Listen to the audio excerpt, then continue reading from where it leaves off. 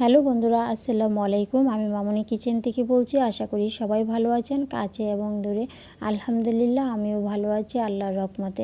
আজকে বন্ধুরা আমি রসমলাই বানাবো, সেই ভিডিওটা আপনাদের সাথে শেয়ার করব। পুরো ভিডিওটি দেখতে বন্ধুরা আমার সাথেই থাকুন। এখানে আমি প্রায় 1 কেজির মতো দুধ নিয়েছি বন্ধুরা। এবার আমি দুধটাকে ছানা বানাবো।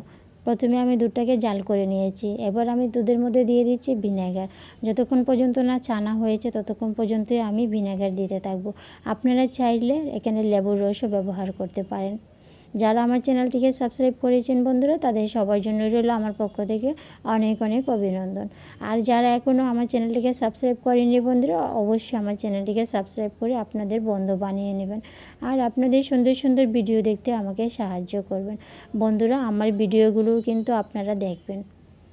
দেখেন বন্ধুরা, আমার দুধটা কিন্তু ছানা করা হয়ে গেছে। এবার আমি নামিয়ে নেব। কাছে এবং দূরে যে যেখান থেকে আমার ভিডিওটি দেখবেন অবশ্যই লাইক দিয়ে শুরু করবেন বন্ধুরা। দেখেন বন্ধুরা, এই হচ্ছে আমার দুধের ছানা। আর এটা দিয়েই কিন্তু আজকে আমি রসমলাই বানাবো। এখানে এখন আমি দিয়ে দিব অল্প পরিমাণে বেকিং পাউডার, একেবারেই অল্প পরিমাণে। বেকিং পাউডারটা দিলে কিন্তু রসমলাইটা অনেক সফট হয়। আর দেখেন বন্ধুরা, অফ ক্যামেরায় কিন্তু আমি এখানে ছোটো চামচ দিয়ে 2 চামচের মতো ময়দা নিয়েছি। আর এবার আমি ময়দার মধ্যে দিয়ে দিয়েছি খাবার সোডা, একেবারেই অল্প পরিমাণে নামমাত্র। এবার আমি এখানে দিয়ে দিব সয়াবিন তেল। তেল দিয়ে আমি ময়দাটাকে খুব ভালোভাবে মেখে নেব। তারপর আমি ছানার সঙ্গে মিশিয়ে নেব। বন্ধুরা, আমি অনেক দিন ভিডিও দিতে পারিনি, শরীরটাও খুব বেশি ভালো ছিল না। যাক, তারপরও আমি অনেকের ভিডিও দেখেছি।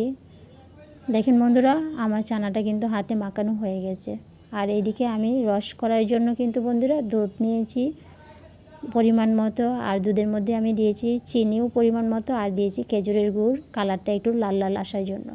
দেখেন বন্ধুরা, মিষ্টিগুলো কিন্তু আমি আমার পছন্দ অনুযায়ী বানিয়ে নিয়েছি। আপনারা আপনাদের পছন্দ অনুযায়ী বানিয়ে নেবেন।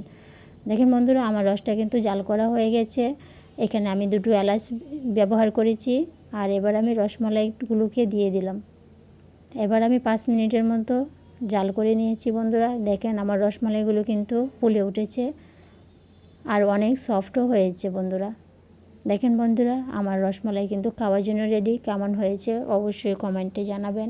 আর লাইক দিতে কিন্তু বন্ধুরা একদম বলবেন না। আমার পাশে থাকবেন বন্ধুরা সব সময়। আমিও আপনাদের পাশে আছি ইনশাআল্লাহ।